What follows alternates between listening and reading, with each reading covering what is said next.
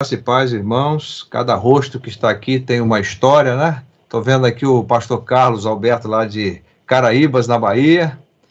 Nosso abraço aqui, pastor Carlos. Camisa flamenguista ali, parece, né? Ô Davi, Valeu, pastor. Tudo bem? Seja bem-vindo aí. Tudo bom. Eu convidei vários Boa noite irmãos. a todos. O Carlos é um filho baiano que eu tenho, tá lá em Caraíbas, na Bahia, pregando o evangelho com a sua esposa Laís, né? E o meu netinho lá, Pietro. Muito bem, irmãos, eu quero agradecer ao pastor, transmito um abraço aí à igreja, pastor Carlos Alberto, tá? Eu quero agradecer a Deus a vida do nosso pastor, Eusébio Pereira, irmã Rosângela, os meninos, né? Agradecer cada rosto que está aqui, que tem uma história, e vamos ao estudo da palavra, né? Eu vou fazer uma pergunta hoje para nós. Como a família cristã reage diante da pandemia, diante de um tempo tão conturbado como nós estamos vivendo? E aí eu vou pedir aos irmãos que me ajudem na leitura de 3 textos. Mateus 6, 25 a 34, que é o anti-ansiedade, né, o comprimido anti-ansiedade.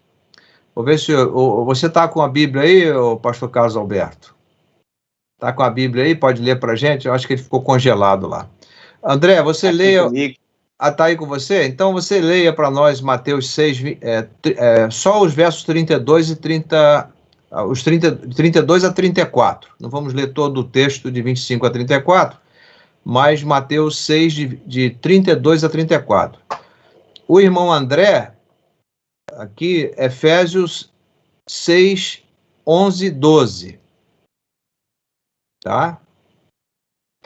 E vou pedir à irmã, quem que está aí? Vamos pedir aí, a irmã Vera já cantou, né? Vamos pedir à irmã Herodias, por favor, que leia 1 João 4, 16 a 18. 1 João 4, 16 a 18. Primeiro, o pastor Carlos Alberto, lá da Bahia, de Caraíbas, Mateus 6. Aliás, eu acho que o pastor Eusébio conhece ele, vai lembrar dele. Mateus 6, 32 a 34, pastor Carlos. Diz assim a palavra do Senhor: Não sejam como os pagãos, pois ele é quem tem intenso interesse nessas coisas, mas o Pai Celeste sabe muito bem que vocês precisam delas. Coloquem, pois, em primeiro lugar o reino de Deus e a sua justiça, e ele dará a vocês todas essas coisas.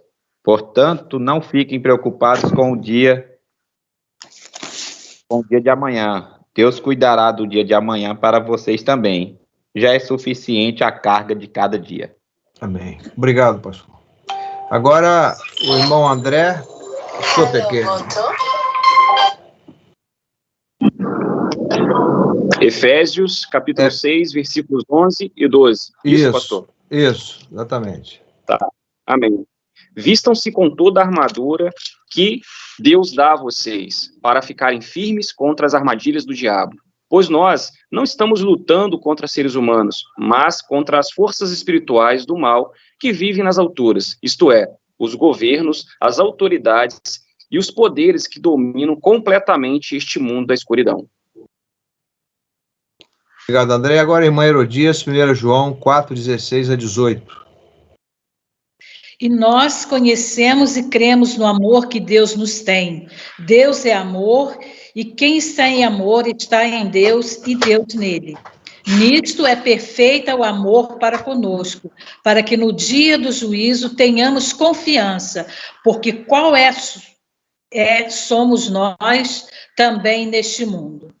Amém. No amor não há temor, antes é perfeito o amor, lança fora o temor, porque o temor tem consigo a pena, e o que teme não é perfeito em amor.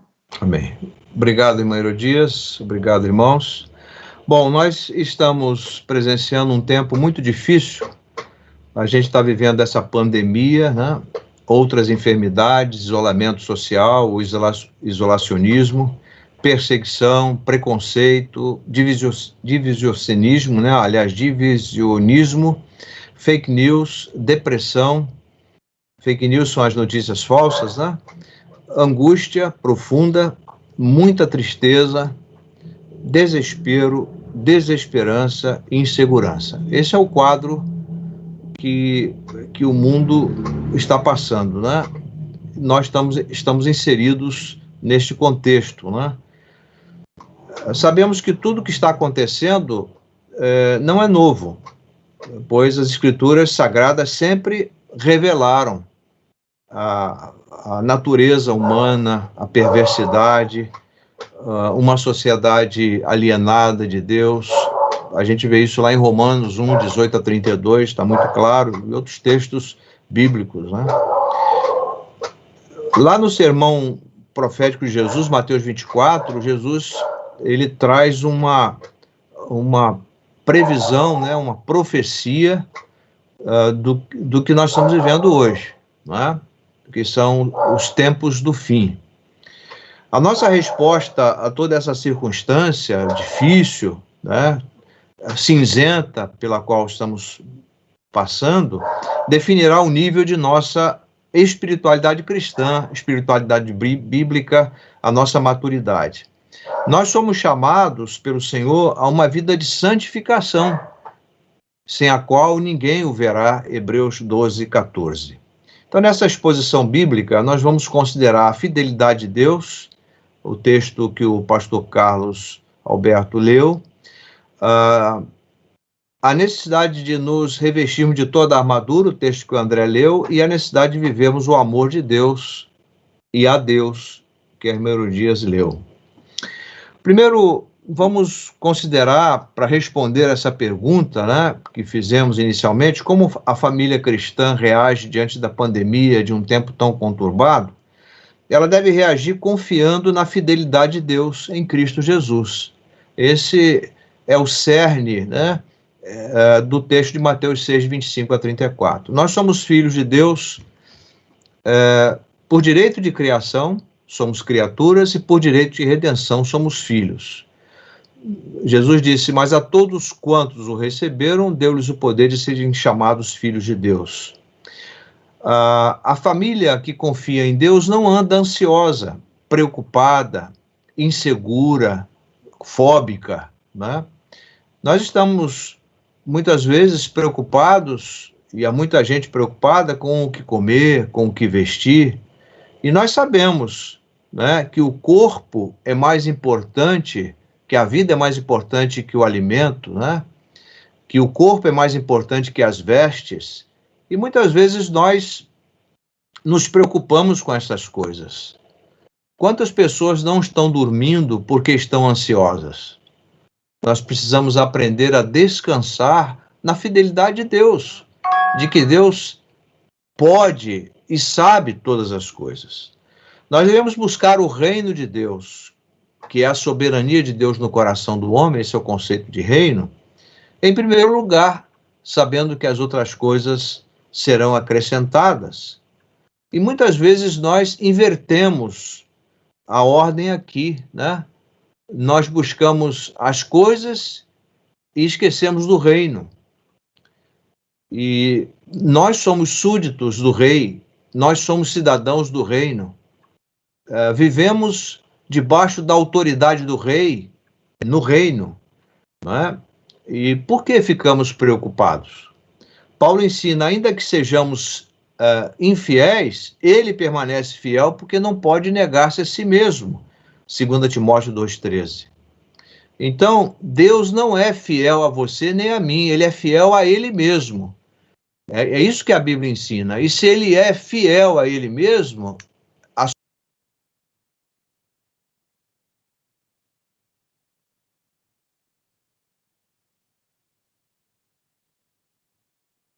Pastor Jacó, está mutado o seu áudio. Alguém mutou. Desculpe. Eu estou ficando velho mesmo, não tem jeito. Não, pastor, alguém silenciou o senhor. Há possibilidade, tá? Não, tudo bem, sem problema. Okay, não foi o senhor que fez, não. Sem problema. Então,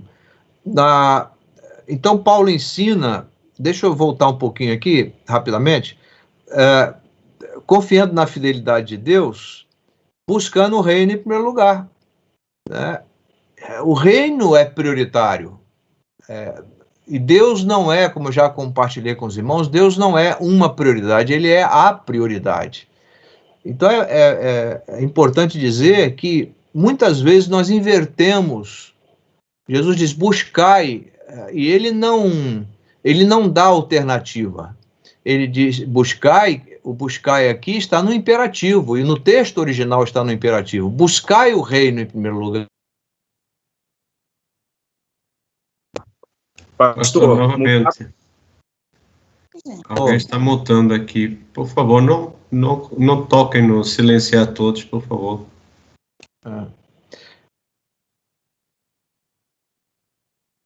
Novamente, pastor, gentileza.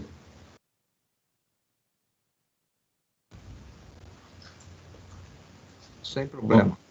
Pode, pastor.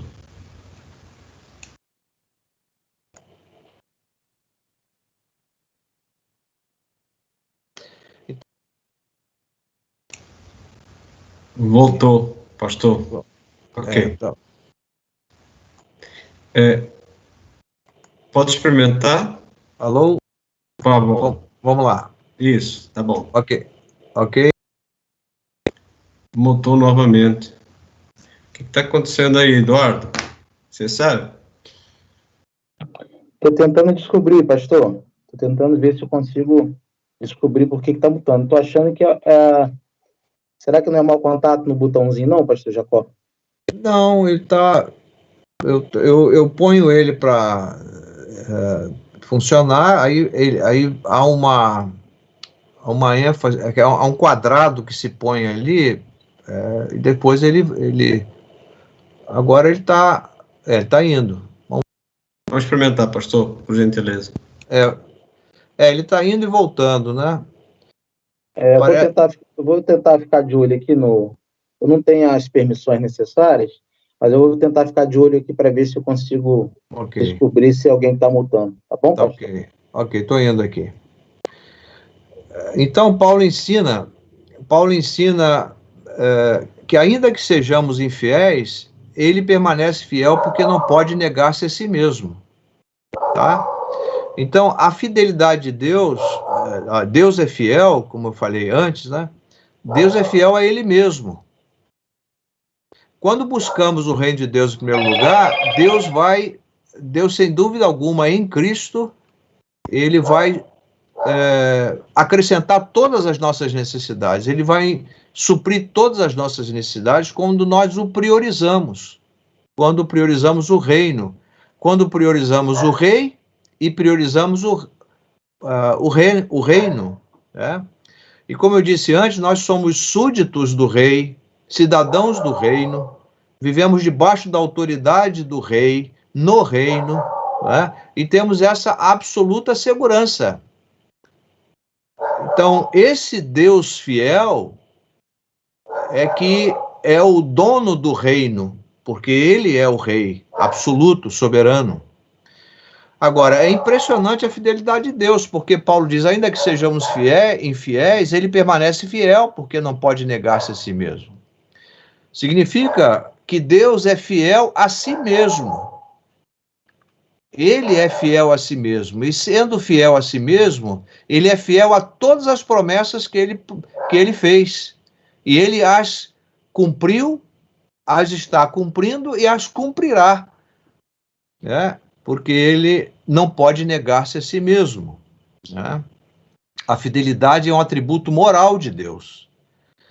Então, é impressionante a fidelidade de Deus a cada dia. O nosso Deus é soberano e tem o controle de todas as coisas. Segundo, como nós, como família cristã, podemos reagir a essa pandemia em um tempo tão conturbado, tão cinzento, revestindo-nos da armadura de Deus, na luta contra as forças espirituais do mal.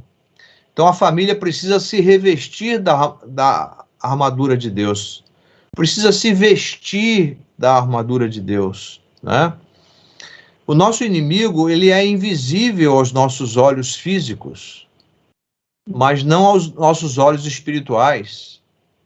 né? Jesus nos alertou: o ladrão vem senão a matar, roubar e destruir. Eu estava vendo hoje a história do México, né? 80 políticos foram mortos. Eu estava vendo um chefe de família, candidato a prefeito de Acapulco, que é uma região turística muito conhecida mundialmente, e ele estava chorando à mesa, almoçando com a sua esposa e seus filhos, dizendo: olha, papai está saindo, mas não sabe se vai voltar. Por quê? O ladrão vem senão a matar, roubar e destruir. Os chefes do narcotráfico, né, os traficantes, são facínoras, são serial killers, né? São serial killers, são homens que são pagos para matar ou matam. Esse é o espírito satânico que está aí, né? Fomentado pelas forças espirituais do mal, pelo inimigo das nossas almas, e nós estamos vivendo. Jesus disse: o ladrão vem senão a matar, roubar e destruir. Eu vim para que tenham vida e a tenham em abundância. Nós não podemos estar desatentos, né? Não podemos estar desatentos à realidade que nós estamos vivendo. Nós vivemos num mundo mau e tenebroso. O mundo jaz, ou seja, o mundo está no maligno. E a gente precisa se preparar, né? Não são armas de brinquedo, são armas de verdade. E a gente precisa estar com armadura. E esse político, especialmente, estava colocando como é que se chama lá? O colete à prova de balas e andando com o carro blindado. E é esse mundo que nós estamos vivendo, tá? Então, e a armadura de Deus, Paulo estava numa prisão romana, ele estava vendo um soldado romano e estava fazendo analogia, né? Com os elementos essenciais do evangelho. Então ele fala, proteger a cabeça, ou seja, nossos pensamentos precisam estar protegidos, porque o inimigo sempre procura inocular em nós os maus pensamentos, né, através das circunstâncias que vivemos. Por exemplo, há irmãos que ficam vendo televisão o tempo todo, só ouvem notícia e veem notícias ruins. O inimigo pode usar isso para trazer confusão à mente. Então nós precisamos proteger a cabeça com o capacete da salvação, o tronco, né? O coração precisa ser protegido com a couraça da justiça, os pés com as sandálias, né? O nosso modo de andar, e precisamos usar a espada do Espírito, a palavra de Deus, que na verdade essa palavra de Deus ela é a espada que defende e ataca, né? E no caso aí o escudo da fé, o escudo que protege, né, contra os dardos inflamados do maligno. Não há tempo para a gente entrar aqui esses dardos inflamados, né, do maligno, mas a gente sabe que ele está tentando e tenta de toda forma nos abalar, nos derrubar, né, nos desmoralizar, prejudicar a reputação cristã, etc. Agora, o inimigo entra pela porta dos olhos, pela porta dos ouvidos, entra pelo celular, entra pelo tablet, entra pelo computador, entra pelos jogos, entra pela pornografia, etc. E há muita gente em nossas famílias e igrejas que precisa ser liberta dos vícios, da maledicência, das palavras apodrecidas, dos desejos malignos, da hipocrisia ou falsidade, da mentira, da desonestidade, vícios de pensamento, vícios de sentimento, vícios de linguagem. E o nosso inimigo usa mágoas, ressentimentos, inimizades, maus pensamentos, coração adoecido, uma cardiopatia congênita, ódio, medo, pânico, influências nocivas. E por último, como a família cristã reage diante da pandemia de um tempo tão conturbado? Além de confiar na fidelidade de Deus em Cristo, além de se revestir da armadura de Deus na luta contra as forças espirituais do mal, em último, vivendo intensamente o amor de Deus, origem, e a Deus, né, objetivo, bem como ao próximo. É o que o texto que a irmã Herodias leu, né? João declara: nós conhecemos e cremos, nós conhecemos e cremos no amor que Deus tem por nós. Deus é amor, e aquele que permanece no amor, permanece Deus e Deus nele. Olha que coisa maravilhosa. Esse amor de Deus, somado à fidelidade de Deus, somado à armadura de Deus, à proteção de Deus, são componentes essenciais que perfazem a nossa segurança, a nossa confiança, né? O amor de Deus deve ser aperfeiçoado, amadurecido em nós para que tenhamos confiança. Segundo ele é, nós somos neste mundo. Será que nós somos ou temos nos comportado como filhos de um Deus de amor, amando as pessoas? Segundo ele é, o que isto quer dizer? Devemos viver neste mundo amando as pessoas, sendo solidários com as pessoas, sendo úteis às pessoas, servindo-as no Espírito de Cristo, testemunhando a nossa fé na suficiência de Cristo. E esse amor de Deus foi derramado em nosso coração pelo Espírito Santo. No amor de e a Deus não existe medo, irmãos. Tem muita gente medrosa em nossas famílias, em nossas igrejas. Antes, o perfeito amor lança fora o medo. Ora, o medo produz tormento, pânico. Logo, aquele que teme, que tem medo, fobia, pânico, não é aperfeiçoado no amor. O reconhecimento do amor de Deus deve ser uma convicção duradoura e firme. Não há lugar para medo no amor. Como uma criança vai ter medo do seu pai que a ama, da sua mãe que a ama, da sua mãe que a amamenta? Como vai ter medo? É impressionante, né? Como o amor, o verdadeiro amor, atrai segurança, atrai confiança. E esse é o amor de Deus. Na verdade, é pelo amor a Deus que se vence um falso e servil temor ou medo. Uma coisa é termos temor a Deus, reverência a Deus. Outra coisa é ter medo de Deus. O amor arremessa o medo para fora. O medo tem em si mesmo algo da natureza do castigo, uma vez seguros que somos, segundo ele é. Amados filhos de Deus, deixemos de ter medo de Deus, tenhamos confiança nele, porque o amor de Deus e o amor a Deus nos leva a confiar absolutamente nele. Por isso, aquele que teme ou tem medo não é aperfeiçoado no amor. Você tem medo de pegar Covid? Você tem medo de ficar doente? Tem medo de morrer? Precisamos responder essas perguntas. Concluindo, alguém disse sabiamente que não somos responsáveis, muitas vezes, pelas circunstâncias, mas somos responsáveis pelas respostas que damos a elas.